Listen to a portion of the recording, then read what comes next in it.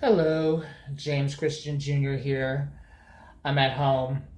I was just watching a few reactions to Amberlin video, to the recent Amberlin Orange Chicken Dana video, and something came to me, and this is actually something I did say in maybe a few other videos before this. Is okay. Let me go back years to childhood, I would say, when and this is my experience and my thinking and my realization for myself is when you're growing up as a child in your early teens, late teens, mid teens, even in your 20s, definitely in your 20s, is this growth that goes along with the physical growth. And what I mean by that is who you are as a person. And this goes along with Amberlin and Foodie Booty, Chantal Marie, and I'll get to that in a moment, is when you're growing up, is you find things about yourself that you like. You find things about yourself that's you, that is your character, that you're being. And in doing so, eventually, when you go into adulthood, you, and this is part of being mature, being responsible. And I've learned this late in life. I've learned this in my 30s, and even now, is who am I? Like, what kind of person do I see myself? Am I comfortable with myself? And this is years of therapy. And it's like this inner work that I've done for myself. And I think people who've gone through therapy understand what I'm saying. And I can sit with myself and be comfortable. Not only that, it's like this aids being an adult, a full adult. And you don't have to be perfect adult. Like, there's things I'm still learning as an adult, but as a person, as a being, I know myself and I love myself, and I don't have to resort to frivolous things. And this is the situation with Amberlin Reed and Chantal Marie, is they never had that growth since 12 years old. For some reason, it's like they're one of those people that just managed to just get through in life all the way to physical adulthood just as a 12-year-old. You know, just managed to get through high school, get through college if they went to college. I know Amberlin didn't go to college, and very iffy on Chantal Marie if she went to college or not. But managed to get through all those years, managed to have a home, an apartment, a house. Well, Amberlin lives with roommates, lives in somebody else's house. And Chantal Marie, I think it's not really her house. She's renting. I mean, I don't know that situation, but where they are right now is really amazing of how they got to this point. You know, for me, I've been homeless. You know, I was living on the streets only because I never, well, part of the big reason is I was like that. You know, I was just immature thing, not really taking ownership of who I am, you know. And so they're just two little kids in adult bodies. That's where they are right now. And I did say that in several videos. Now, what I want to say is I'm watching their videos. They're doing mukbangs. They're doing hauls. They're going to restaurants, Cheesecake Factory recently, you know. And it means nothing. It doesn't mean anything. A video recently with Amberlin, she went to Walmart and bought like 10 earrings.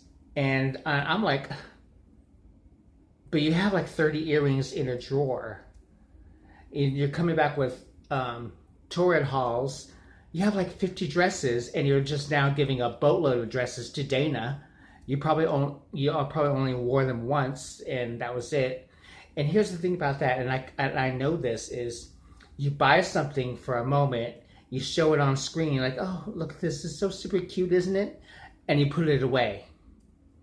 That satisfaction is just only for the moment, just for that second. You know, the satisfaction of finding it, buying it, and showing it. But then when you put it in your drawer, it's like, you know, that satisfaction is gone. It's gone. It's the same thing with food. One thing I noticed, the difference now between Eric's vlogs and Amberlynn is that their take on food is with a lot more appreciation. An example is Becky came in during one of Eric's cooking videos, and she had like 3 boxes of pizza and went into Amberlynn's room.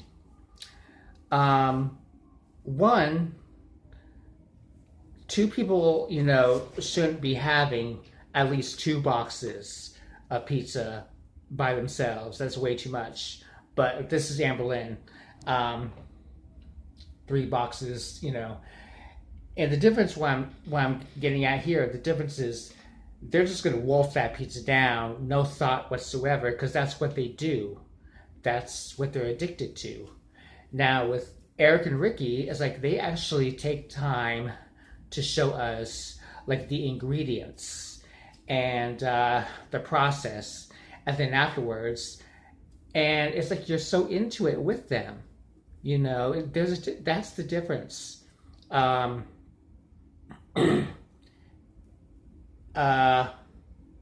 else I'm trying to get at? But, oh yes, what I hope, and this is something that for myself and for other people to know and to think about, is about therapy if you need it. Well, I think everyone needs a certain level of therapy. For me, I'm going through something right now with my insurance, and I can't get into therapy until I get my insurance squared away. And I will. I don't know why I'm doing this, but yeah, therapy for me is so important. And I'm also on medication.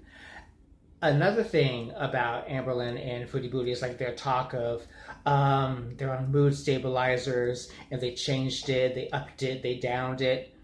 And I've said this in other videos, it's like medication is only a small part of the help that you need to get for yourself. Medication is good. It helps you balance, you know, the chemicals in the mind or whatever. However, what works for me, and I hope that other people understand this, is when you go through therapy along with medication, is like there's so much help you do within yourself. It's not easy. It's hard. And I have an idea about Amberlynn and, well, both of them, is they never gave therapy a chance. They'll go to the psychiatrist, they'll get the medication. And here's another thing about psychiatrists. The difference between a psychiatrist and a therapist is psychiatrist is just prescribing medication. You know, you can talk about like certain things, but they're not there to give feedback. And that's where a therapist is. A therapist is trained to give you the feedback that you need to help you learn about yourself, to change, to challenge you, you know. And I don't think they gave any type of therapy a chance, you know. So I mean, they're definitely lying. They lie about, you know, their therapists, you know, and it's ridiculous. But anyways, if they could just do that, just dive right into therapy. And the thing about a therapist, you can actually tell them, okay, right now I really don't want to talk about my weight, blah, blah, blah. A therapist will be like, okay, that's fine. We'll, you know, talk about other things like A, B, C, you know. And then what will happen, and I promise you this, is down the line, a few sessions later, you will be talking and tackling the weight issue, but in a way that you'll be ready at that time. You know, the first few sessions, maybe not. You could definitely talk about other things. It's okay. A therapist can work with you. And I know this. I've been in therapy too. I mean, they're not going to pressure you. They're going to ask you, okay, what do you want to talk about today? Yeah, I think that's actually what I want to. Because if you go down that line of therapy, is the change you'll have within yourself is you won't be. There's pleasures in life that are more important than little earrings or makeup or mukbangs. You'll be going out a lot more, seeing people because you want to show people that you're a person, that you're somebody, you're an adult. I'm a people person.